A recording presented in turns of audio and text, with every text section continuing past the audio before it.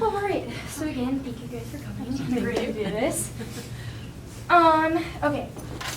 So can you guys provide a little background information about yourselves and how you guys have become involved as a parent and why you have? Somebody I knew from the neighborhood play group grabbed me on my son's first day of kindergarten and said, "You want to come to the PTO, didn't you? Or don't you?" And I started doing PTO, and that's where I met Karen, and then started doing SAC probably when my younger one started school. And it went from there. Very nice. She roped me in. Oh. So I've been doing, I I started. met you at a PTA. Exactly. Okay, we'll blame somebody else. Okay. So I started when my daughters were in first grade, so they're sophomores now. And currently I do I have quite a few hats. I'm on long range planning committee, and I work with Laura on SAC here, and then I work with Music Boosters actively here in the school. So. Wow, very nice. I have a few hats too. Yeah, I do. She wears different hats. Different hats, yes. Yeah. You know, you gotta have that variety. That's right. That's good. So do you guys agree or disagree with the premise of merit pay / performance pay? If so, do you think we should go back to the old salary schedule, and why? You really You can wanna fill speak that one better. first? Yeah, I'm gonna let you handle that one. You're probably better at that than I am. Can you repeat the first part of the question? Do you agree or disagree with the premise of merit / performance pay? I think it's hard to implement in education because I think education inherently is collaborative, and I think it encourages people to compete.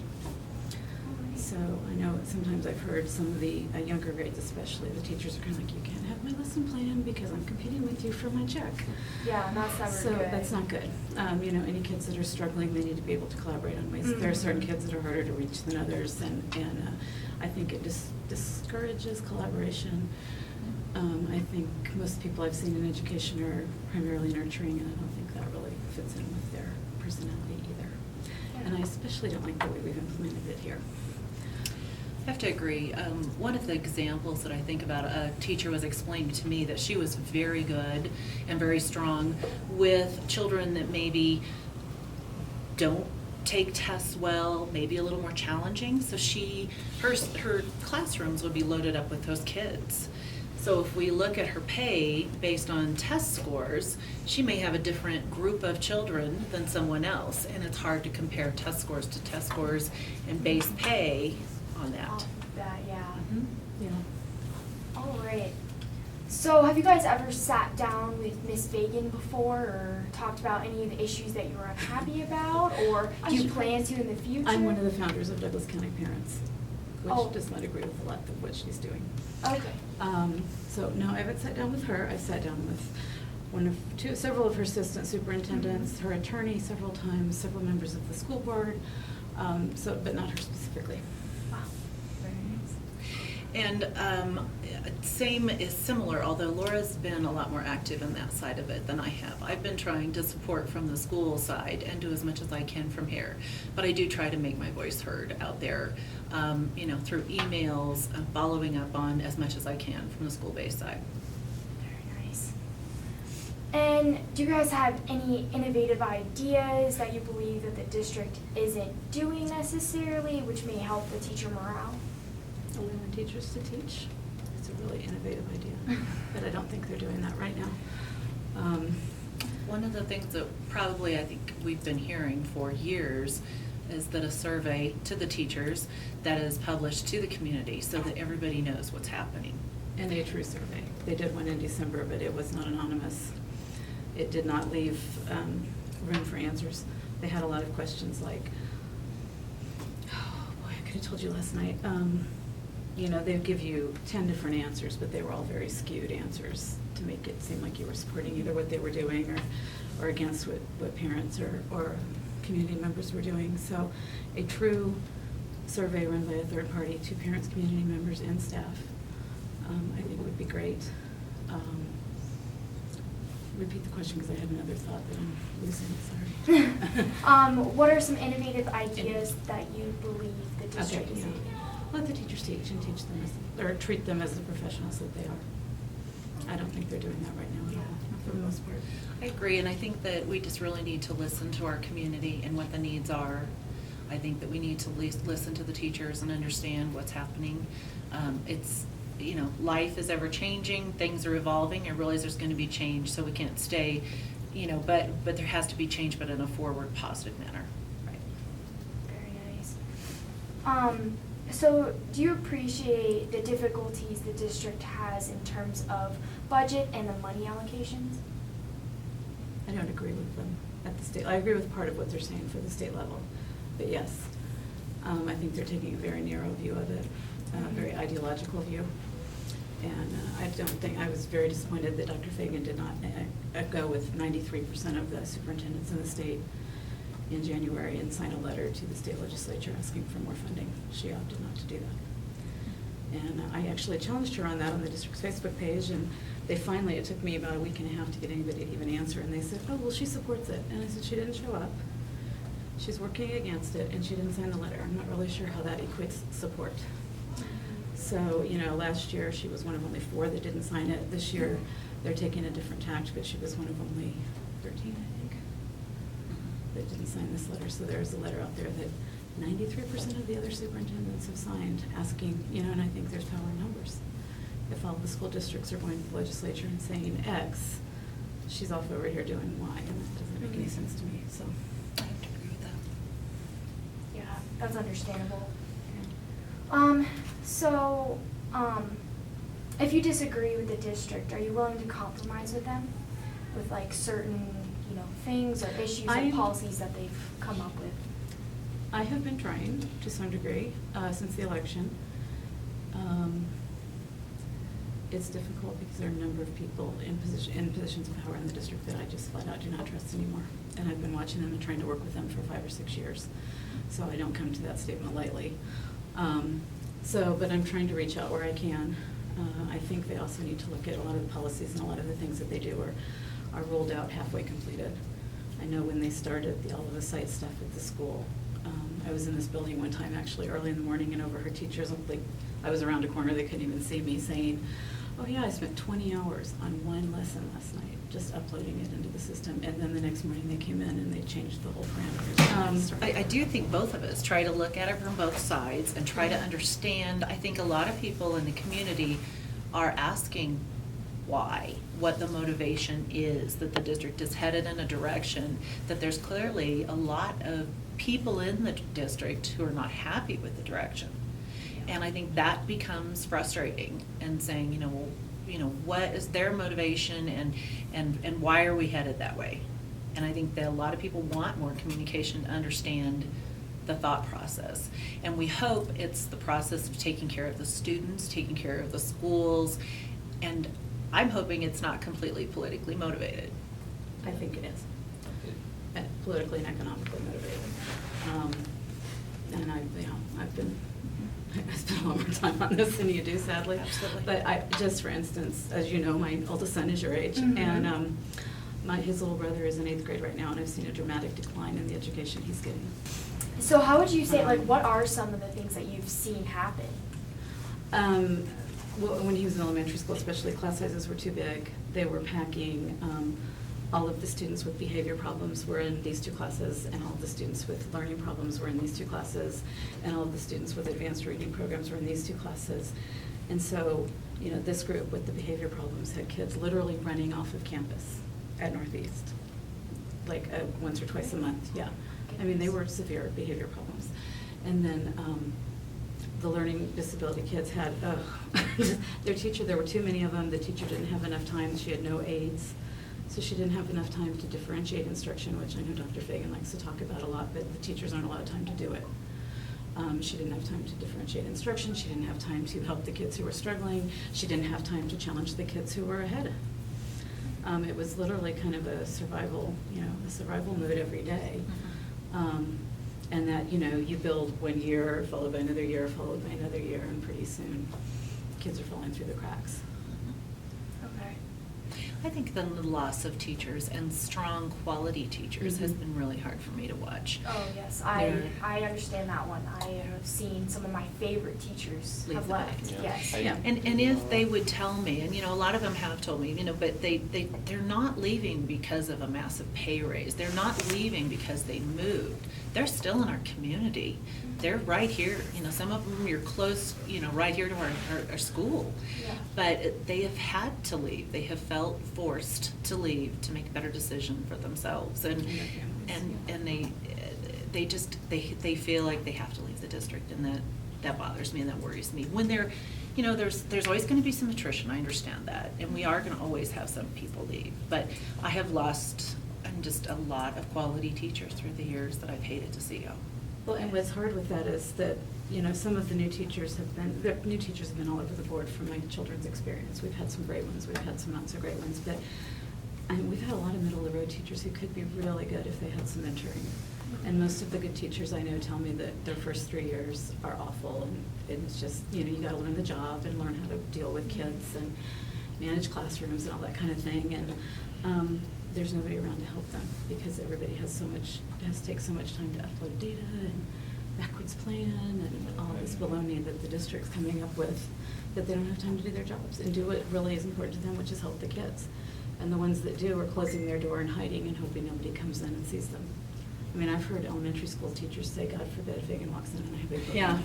One of the things that's been hard for me, being on long-range planning, is I deal a lot with buildings and what's happening in our district. And I really feel like that a lot of emphasis needs to be put on taking care of what we already have. And we're not taking care of it. If you can walk around this building, and there's a lot of maintenance that needs to be done. And if you do, there you can go to the website and you can look under long-range planning, and we have an entire book there of everything that needs to be done in every school in this district, in every building in this district, and it's huge. If you can't find it, I downloaded it last year, so. Yeah. And Yeah. it's quite shocking how much needs to be taken care of this district. It's not being taken A care of. year ago, this building had 9 million and something, and I know years figured Projected. it's probably more than that now. Projected. 9 higher. million That's why- things that we need to No, fix. $9 million worth Oh, of no. Oh. improvements that $9 needed to be million. fixed. That's why it upsets me so much when Yeah. every summer I drive past the school and they're laying out the football field again. That was, I think, paid for, Mr. Ottman told us about that at SAC. I think that was one of the last things out of the 2006 bond. Bond. They did it twice. They did Oh, well. really? They did last summer and the summer before. They did 2 it years the in a summer row. before? Yeah. Wait, the football field? Yeah. Or like the track? No, like the turf. I thought it was just new I- this year. I saw- thought it was the football field, and then we did something with the track. Yeah. I think actually the track had become a safety issue, if I recall. Oh, it was. I Um, did track last year, It and, was. we would trip, like, there would be holes, Mhm. and we'd be running through them, and Yeah. it just, Yeah. it was a safety issue, So it had become to the point, and that's what, it appears to me that we're just only taking care of those things that absolutely cannot be ignored anymore, that Yeah. would shut down a school. And that's But- unfortunate that it has to come to that point Mhm. for us to fix it. Well, and, look at the buses. I don't know if you guys Oh. have been following the bus concerns, but, again, my 8th grader refuses to ride a bus that stops by our house because it's 3 to a seat, and he's already 5'10", 5'11". He's like, I can't do it. So he rides a different bus and walks like 3/4 of a mile, half a mile, something like that. Tremendous amount of our Yeah. buses. a huge One amount burst, of one miles burst on into them. flames in downtown Denver a couple weeks ago. Wow.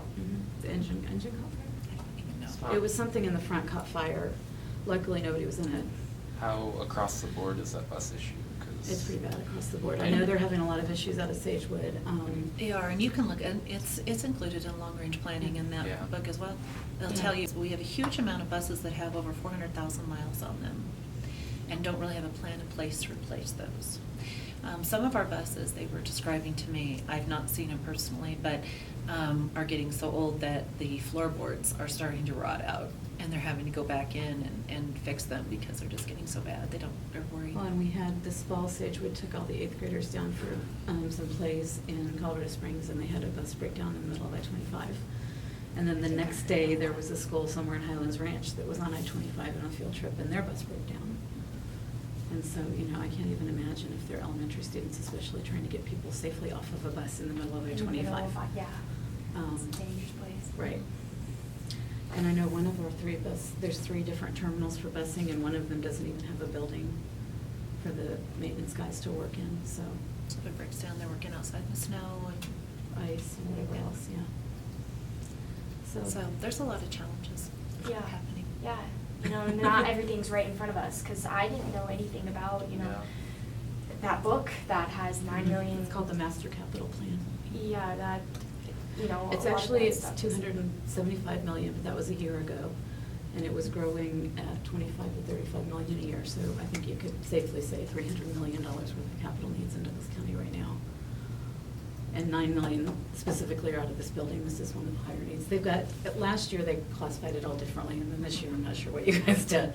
But they had these like critical needs. It was stuff like boilers, there weren't gonna be heat or something. Mhm. And then they had high needs, and then they had moderate and low. Mhm. And Condrosa was a high need building. I know Any of it's- our older buildings, Douglas County High School also had a lot Northeast of Elementary. needs, Northeast. Yeah, Northeast, I'm 48, and Northeast Elementary until very recently had an older boiler than I am. I live Northeast. I know. Boilers, boilers are scary things when they don't work right. Yeah. Alright. So, just moving on to the next question, I assume that most people agree with students' rights to the protest, as Mhm. we did. But do you think, is there anything that we could have done better? Improve the situation? Anything that you guys would have done I'm differently? gonna let you field that one first, because I have a very jaded view of things. Oh, okay. Well, I actually, all said and done, I think overall, I was very proud of everyone. I posted that video and I've been watching it, and I have not checked it today, but the one that I posted on my Facebook page, nationally and through everyone else it had a total of 55,000 hits yesterday. That is more press than I have ever gotten, than I've ever spoke anywhere, that is huge. Mhm. And I work in the hospital, I'm a Parker Adventist, I'm the volunteer coordinator there, and I can't believe how many people in the last 2 days have said, now what's going on at school? You have a kid at Pondo, how's that working? So the interest is out there, and I think to get that interest and to get that conversation started is huge. Yeah. Could there have been little tweaks that we could have done? I came at the end of the day, everybody was tired and exhausted and talking about, probably they had talked about everything over and over and over till the point of exhaustion. Probably could have ended it a little earlier because, everybody was done. But, there's enough, you never know that, probably until you try it. Mhm. Because we were all sitting up there at the top of the hill and I'm like, well, I'm not a professional at this. Are you a professional at this? I'm like, no, I'm not. So, until you try it once, you'll never know. But I think that the press received and the communication that it started was fabulous. Yeah. I would agree with that. And I have personally sat down with a number of board members and district administration, as have a lot of people that I know, including students, and nothing gets anywhere. So I thought that was a good tactic myself, because it did get attention. I mean, I and other people have been trained for years to get the press to pay attention. Mhm. And just by the virtue of the fact that it was students, you guys had probably 8 times the press that we've ever gotten. Mhm. Wow. I have never seen all of the news stations. As at parents, school we've in been Douglas talking, County. and I even talk to my neighbors, and you'll get the attention of the neighbors that have kids. But there's, 7 out of 10 in my neighborhood that do not have children. And those households aren't really listening, but I think that this got their attention. I have a question. Sure. So, how much attention that it got, right? Mhm. Do you think it's actually gonna do anything? Because I know there's a lot of kids that were there, and they didn't even know, what gender Fagan was. So. Yes, Okay. I actually went through, I was interviewing more people and getting Mhm. quotes from them, and, I asked them a series of questions. I was like, first, is Fagan a boy or girl? Half of them said boy. And, maybe they don't know what Yeah. Fagan looks like or anything like that. Then I was like, so tell me one of Fagan's policies, or, something that you agree with or disagree with that you would want to change, just tell me Mhm. about one. And they said Fagan's policy is to go into her office and to lower teachers' salaries. She's done that. So, They've gone into schools and lowered people's ratings. That has happened. Yes, no, no, I can like- tell you which school communities to talk to. Yeah, I mean, no. she didn't go into her office and do it, and she doesn't do it herself, she has her staff do it. Yeah, no, I was just saying like written out, Oh, you know, yeah. one of her policies that she could, yeah. okay. Well, she- Yeah, so, Yeah.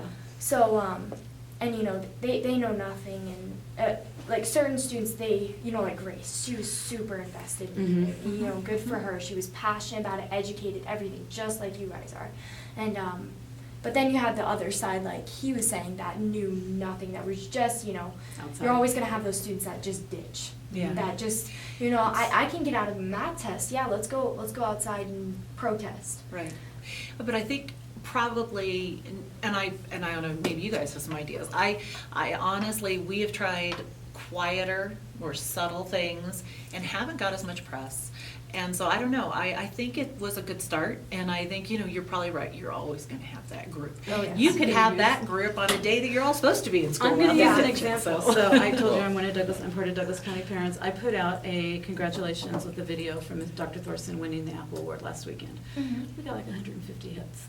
We put out a meme last summer when the district got asked to, or got told they had to pay back $4.2 million because they miscalculated high school instructional minutes. We got 5,000 or 10,000 or something ridiculous. So I hate to say it, but snarky works sometimes. It gets Mhm. people's attention. And moves like that get people's attention, and that's sometimes what you have to do. Yeah. But maybe, to your point, the good news is, maybe even 5 kids learned more about the district and Fagan, it was worth it. Yeah. You don't have to reach 100%. You know, as you guys get older and you attend seminars, they say, you know, you just spent all this money on a seminar, but if you walk away with one good thing, it was Yeah. worth it. Mhm. Same with this. Maybe you educated 5, 10 kids, and they gained something. And just even my daughters, who have been living this for years at my home, asked me some questions about it. Now, what about this? Well, I heard this. Is this right? You know, they clarified some things and wanted to know more. Not a bad thing. Well, and yeah, I didn't work the crowd like you did. I was kind of trying to stay on the edge, but I know the theater kids that I knew that were out there know what's going on. And I know, I saw a number of teachers' kids from all levels, from all different schools that were out there, and they definitely knew what was going on. And then a couple other students who were just very active in the school. Yeah. And I did talk to some of them that I've known as long, if not longer than I've known you. I Mhm. can't remember what grade you were in with Davey, but I know it was in Mountain View. Yeah. Yep. So, you know, there were a fair number of kids out there who did know what was going on too. Mhm. So, Yeah. and No, there that's probably definitely gonna be was. the truth.